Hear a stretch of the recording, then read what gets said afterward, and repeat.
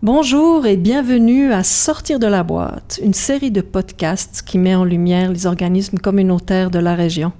Je m'appelle Fabienne Aschermann et j'ai le plaisir de recevoir Marie Lénès, directrice musicale et artistique de l'orchestre La Sinfonietta.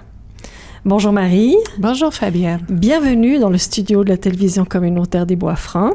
Merci. Tu es la directrice musicale et artistique, comme je viens de le dire, de la Sinfonietta, de l'orchestre La Sinfonietta.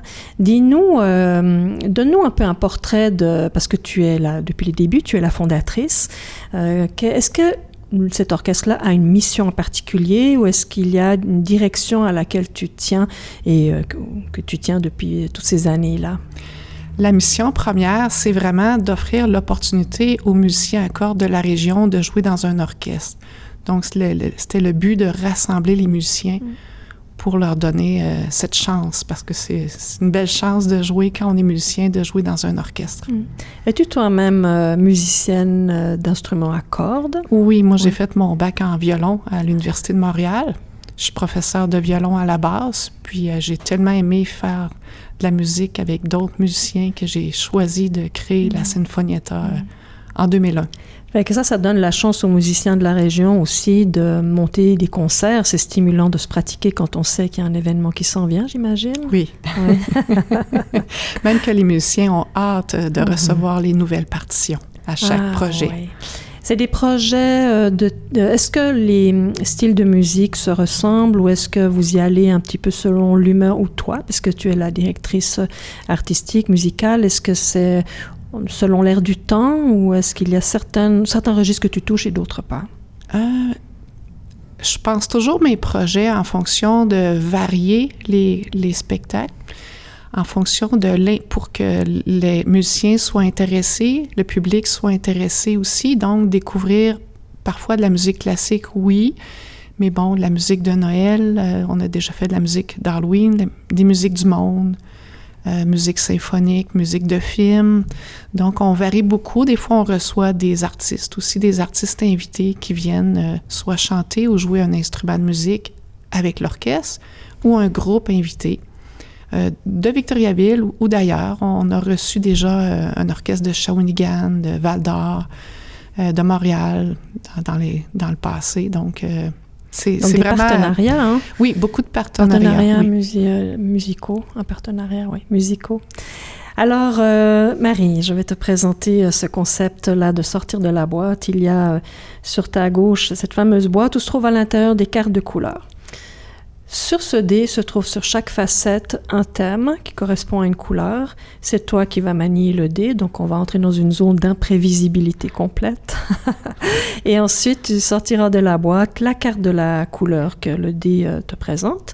Et puis, il y aura une question sur cette carte que tu vas choisir, que je vais te poser et qui peut te permettre peut-être d'élaborer sur un sujet ou faire découvrir à nos téléspectateurs, nos auditeurs, une facette de la Sinfonietta qu'on ne se doute pas nécessairement. Alors, si tu veux bien lancer le dé. C'est difficile de le brasser. Oui, non, effectivement, c'est un grand dé. Ah, parfait. Combien de temps la Sinfonietta, Marie? Combien d'années? Ça fait 25 ans cette année, oui. Donc, en tirant souvenir, j'imagine qu'il y en a certainement qui doivent te remonter en mémoire. Alors, tu peux choisir la carte et je vais te lire la question en lien avec le thème du souvenir. Marie, est-ce qu'il y a un événement ou un projet qui vous a particulièrement unis en tant qu'équipe? Ça peut être soit avec le conseil d'administration ou avec l'orchestre, les musiciens. Un événement ou un projet qui vous a particulièrement unis? Je pourrais en nommer plusieurs projets, plusieurs événements. Un des gros événements, mais il y en a eu plusieurs, là, c'était quand on a accompagné Bruno Pelletier à Noël 2024. C'est tout récent. Donc, oui, c'est récent. Noël, ouais. L'avant-dernier Noël. Ça a permis aux musiciens de croire encore plus au potentiel à leur potentiel individuel, au potentiel du groupe, au conseil d'administration, de dire « Wow, on est rendu là maintenant, c'est le fun ». Est-ce que c'est vous ou toi, comme directrice, qui entre en contact et qui prend sa chance en disant « on invite Bruno Pelletier » ou est-ce que comment ça arrive ce genre de partenariat? La plupart des projets, je parle des projets au conseil d'administration, puis on en discute.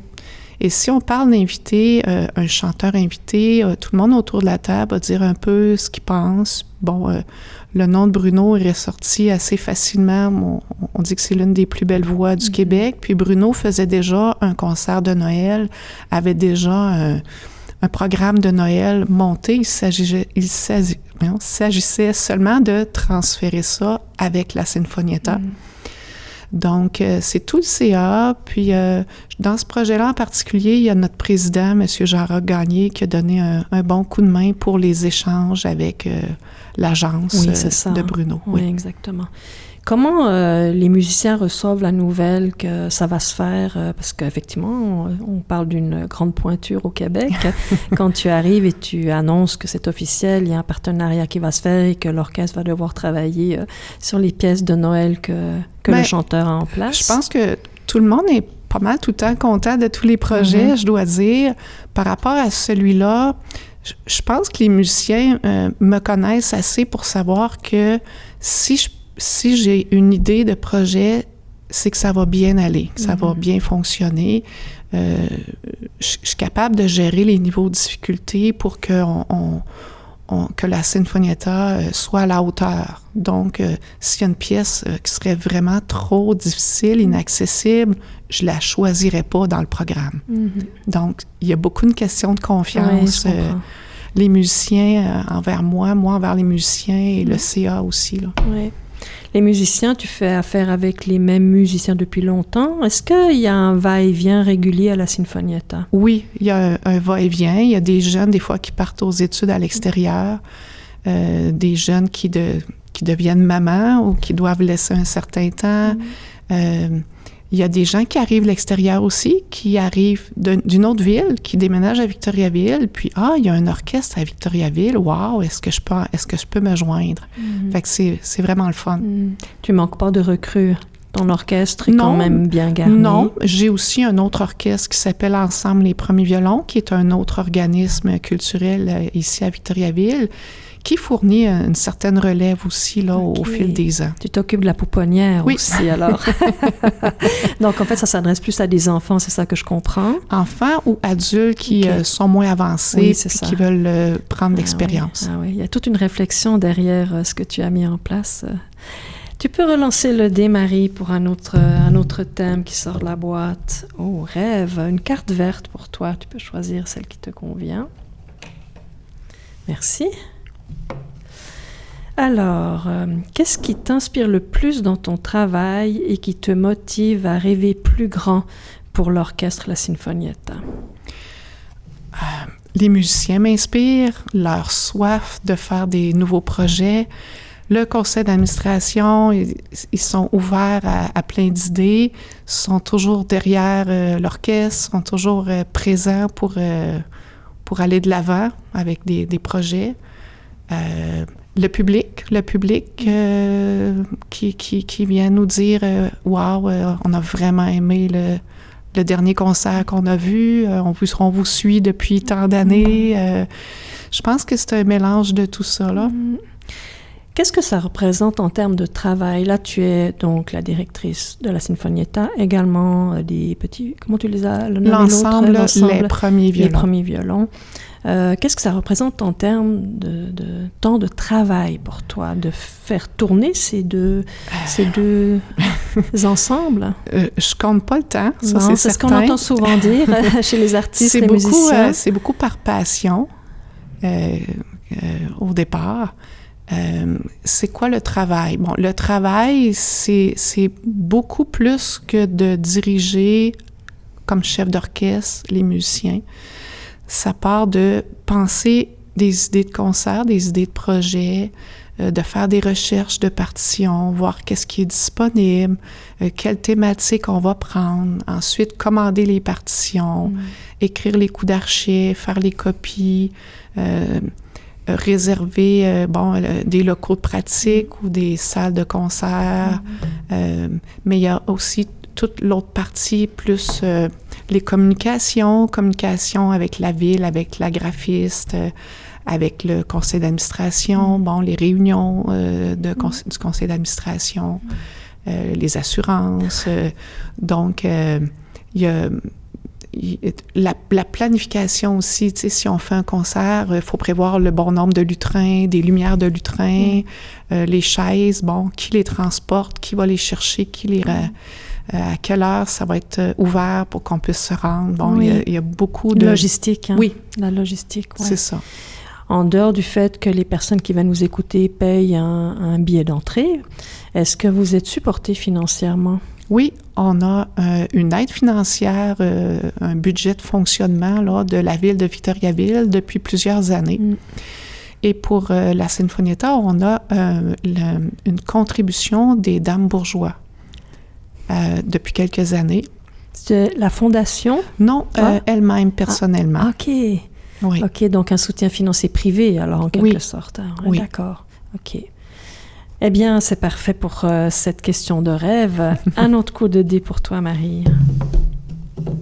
Bon. Une autre carte rêve. On peut rêver grand.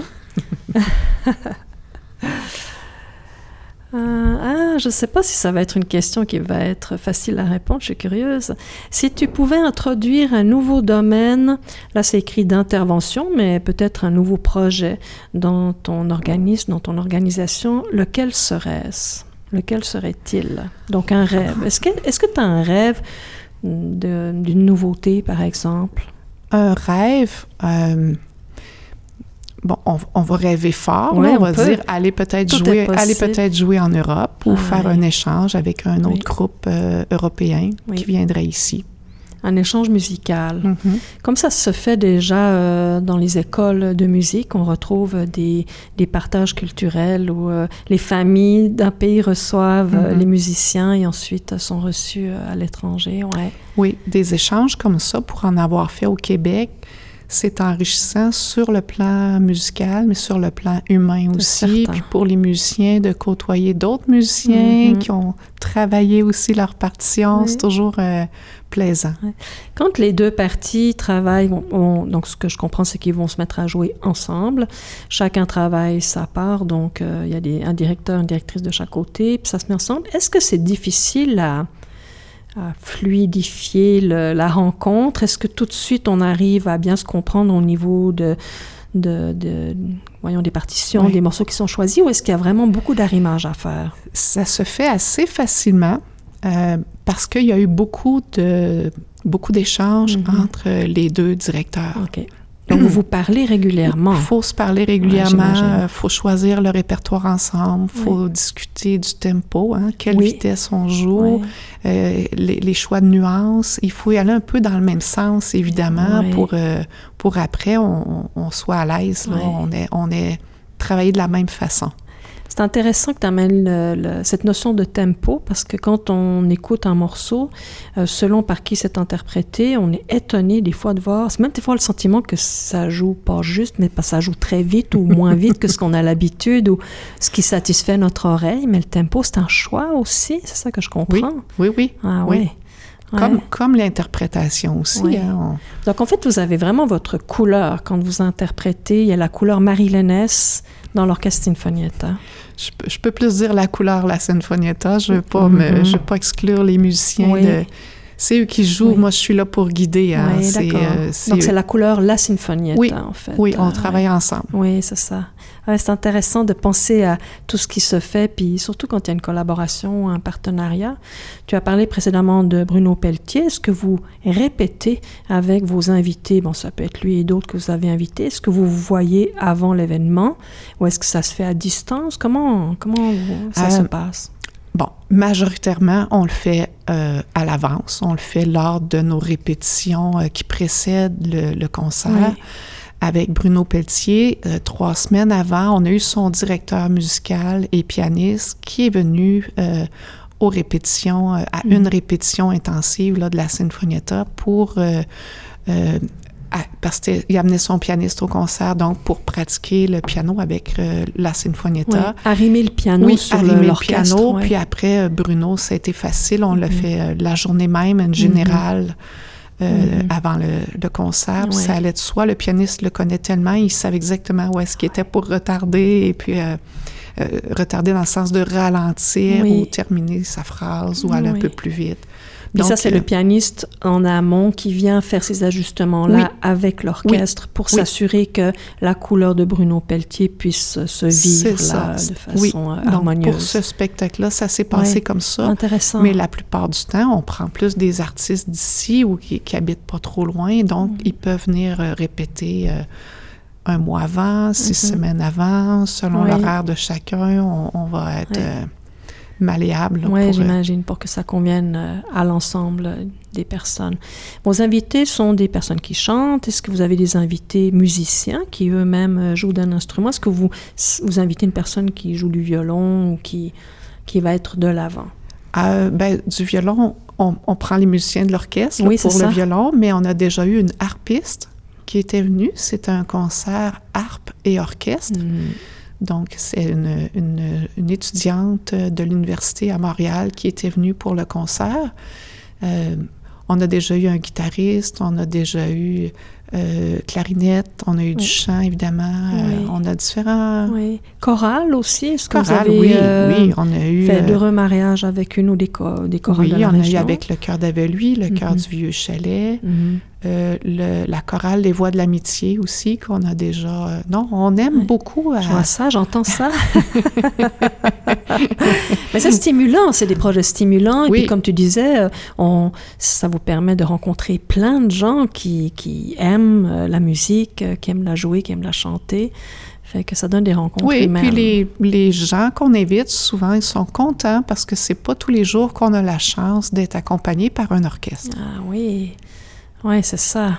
Ouais. Intéressant, vraiment. En tout cas, je trouve ça intéressant. On ne soupçonne pas, mais je trouve aussi la richesse des collaborations, des partenariats et puis des défis qu'on peut se lancer aussi. C'est vraiment beau. Alors, un autre coup de dé pour toi. Alors, impact, une carte rouge. Ils sont un peu collés. Oui, il y a de la statique entre les cartes. Je ne sais pas s'il y en a deux, oui. Je vous laisse... Oui, il y en a deux. Il y en a deux, Ah oui, vraiment, il y a de la statique. Alors, y a-t-il une histoire ou un témoignage, là c'est noté client, mais ça peut être un auditeur ou un spectateur, qui illustre l'impact de votre travail? Est-ce que tu as été, à un moment donné, touché particulièrement? J'imagine que les gens vous le disent, tu l'as nommé tantôt, combien ils aiment vous entendre. Est-ce qu'il y a un témoignage en particulier qui t'a étonné ou qui t'a particulièrement touché en lien avec votre travail? Sur 25 ans, là, il y a eu plusieurs petits témoignages, mais venant du public, quelqu'un m'avait dit « Ah, c'est le fun, on n'a pas besoin d'aller à Québec ou à Montréal pour entendre un orchestre, c'est le fun ce que vous faites. » Ça, c'est vraiment... c'est le fun d'entendre ça, puis c'est vrai aussi. Est-ce que c'est quelque chose qui t'habitait quand tu t'es dit « Moi, je mets en place un orchestre à cordes ». Est-ce que c'est parce que tu avais le sentiment de répondre à un besoin dans la région? Ah, moi, c'était définitif, là. C'était certain que je ferais ça, là. Okay. Avant même que ce soit un organisme sans but lucratif, j'ai commencé par rassembler quelques musiciens dans mon sous-sol, là. Moi, c'était impératif, là, que je ferais ça. Oui. Ça répondait à un besoin. Si la personne, ou des fois les personnes te le disent, on n'a pas besoin d'aller à Québec ou à Montréal. Comme musicien, surtout instrumentiste à cordes, de jouer avec d'autres musiciens, c'est tellement merveilleux. Les gens, s'ils essaient de jouer en orchestre, oh wow, c'est le fun, on entend plein d'autres qui jouent en même temps, d'autres notes, d'autres rythmes. C'est vraiment, ça fait quelque chose, wow, là, on sent quelque chose de spécial, de jouer avec d'autres. Puis, comme vous disiez tout à l'heure, c'est très stimulant aussi, parce qu'on pratique seul à la maison, et là, notre récompense, c'est wow! Oui, ça, c'est pour plus grand que soi. On joue, mais on ne garde pas ça chez nous, puis en plus, on va devoir s'accorder avec d'autres musiciens. Ça peut donner une stimulation, disons, supplémentaire, comme tu le disais, de regrouper des gens et de jouer ensemble, et en plus de donner des spectacles. On apprend des nouvelles pièces, on voit d'autres styles de musique, d'autres pièces. Ça peut être motivant d'avoir ça dans la perspective plutôt que de se dire de semaine en semaine, on maintient nos acquis, mais on le fait juste pour nous, dans la famille ou pour quelques amis. Ouais. Quelqu'un m'avait dit, ça venait d'une musicienne qui m'avait dit je peux pas déménager ailleurs parce que la Sinfonietta, c'est à Vito. Ça, c'est un beau compliment aussi. Est-ce que toi, Marie, tu joues encore d'un instrument? Est-ce qu'il t'arrive, même en étant directrice artistique, directrice musicale, de jouer de ton instrument? Moi, je fais des engagements privés, des fois, pour des gens qui me demandent. Oui. Des fois, ça peut être en duo, violon-guitare ou d'autres instruments. Oui. J'en ai toujours fait un petit peu, parallèlement à mes activités d'enseignement puis de direction. Oui. Mais j'ai un horaire très chargé, là, pour juste de m'occuper des 2 orchestres, puis mon travail d'enseignement, c'est déjà beaucoup. Puis j'ai eu quand même 2 enfants à travers tout ça. Oui, là, certainement. Tu enseignes autant à des enfants qu'à des adultes? Oui. OK. Oui. Puis ça, depuis que tu es sortie de l'école? Oui, ça fait longtemps. Là. Ça fait plus longtemps que 25 ans. Là, c'est ça. C'est ton revenu, c'est ton gagne-pain d'enseigner. Oui. Moi, oui, c'est ça. Oui. OK, je comprends. Oui, l'enseignement, oui. Intéressant. Un autre coup pour toi, Marie. Bon, on serait rendu à un 3e rêve, mais peut-être que si tu as le goût, tu peux rebrasser le dé sans problème. Bon, rêve. Encore une je fois. rêve beaucoup. Ah oui, tu rêves beaucoup, oui. Bon, là. Allez, ou choisis une carte de ton... Ah, OK, il y a un pack que tu as déjà pris, mais tu peux aussi... on peut modifier les règles sans problème. Est-ce qu'il y a un thème qui t'intéresserait d'aborder? Curiosité, oui, peut-être. curiosité, une carte jaune. Alors, allons-y, trichons joyeusement. Alors, une question de curiosité. Est-ce qu'il y a des aspects de ton travail qui ont changé ta perspective sur la communauté étant autant l'orchestre que la région? On peut l'adapter, le mot, en parlant d'un groupe. Est-ce qu'il y a des aspects de ton travail qui ont changé ta perspective avec le temps, peut-être? Avec le temps, de voir la progression de l'orchestre depuis 25 ans, ça m'a encore poussé pour aller plus de l'avant, de voir que les gens mangent, hein, les musiciens, le public, on a un public assez assidu aussi, donc ça, c'est encourageant. C'est ça. Oui. C'est ça qui te motive aussi? Ah oui, mais j'avais déjà la passion. Oui, c'est vrai que c'est juste déjà venu. Un plus. Un plus, oui, c'est ça. Tu dirais que sur ton orchestre, il y a, en termes de pourcentage, combien de personnes qui sont là de façon significative? Là, on parle de plusieurs années. Vite comme ça, je dirais les 2 tiers. Qui sont là depuis de nombreuses années? Pas 25 ans, mais au moins 10 ans peut-être. Une dizaine d'années? Oui. Comme les 2 tiers, OK? Donc, tu as vraiment une base solide à la Sinfonietta. Ouais. Je comprends aussi que tu puisses ambitionner parce qu'ils sont habitués à être avec toi avec eux, et on peut les sortir un petit peu de la zone de confort parce que tu les connais bien, puis ils te connaissent aussi, là, j'imagine. Oui. Oui, intéressant. Ça représente à peu près combien de présentations publiques par année? On a toujours 2 gros concerts par année. Quand même, hein. Souvent à l'approche des fêtes et au printemps, vers le mois d'avril. Oui. Ça peut arriver des fois qu'on va faire d'autres petits événements, comme l'automne dernier, on a participé aux Journées de la culture pour présenter l'orchestre, pour présenter les instruments, c'est quoi un alto, c'est quoi un violoncelle, c'est quoi les effets spéciaux qu'on peut faire, comment on s'y prend pour travailler en groupe. Il y a des gens du public qui sont venus essayer de diriger l'orchestre, qui ont essayé les instruments. Donc, il y a d'autres événements comme ça, où des fois, on va être appelé à jouer. On a déjà joué dans le passé dans la série des petits concerts dans les parcs de la ville. Là, à Victoriaville? Oui, à la Ville aux Gares. Oui. C'est ça, mais en général, c'est deux gros concerts par année. C'est ça. C'est ce qui a fait aussi qu'avec le temps, on pouvait plus ne pas savoir que vous existiez. Ça s'est parlé, j'imagine. Aussi, chaque spectateur devient un agent multiplicateur et peut parler autour de lui de son expérience musicale. Aussi. Oui, c'est ça. Marie, avant qu'on se quitte, est-ce qu'il y a un événement ou une information que tu aimerais partager aux téléspectateurs? Très bientôt, le 25 avril, l'orchestre fête ses 25 ans cette année, en 2026. Donc, on organise un grand spectacle qu'on appelle le Grand Cabaret du 25e anniversaire de la Sinfonietta. Ça va avoir lieu à la salle Les Frères Lemaire, donc le samedi 25 avril à 19h30. Les billets sont déjà en vente depuis longtemps sur le site du Carré 150. Et ce concert, j'y ai réfléchi longtemps pour en venir à l'idée de faire un concert pour mettre en valeur les artistes d'ici, originaires de Victoriaville ou encore dans la région.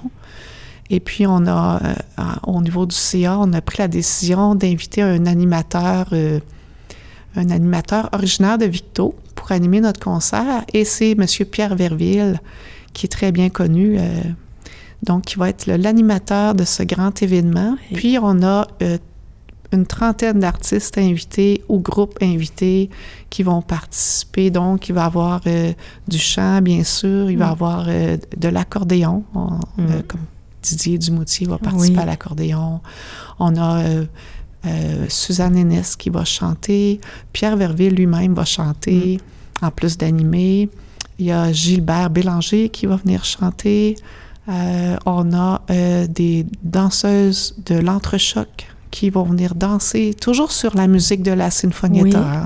L'orchestre est toujours présent, mais on ajoute des éléments à notre concert. Donc, j'en nomme quelques-uns comme ça. Pour nous donner envie encore plus d'acheter un billet.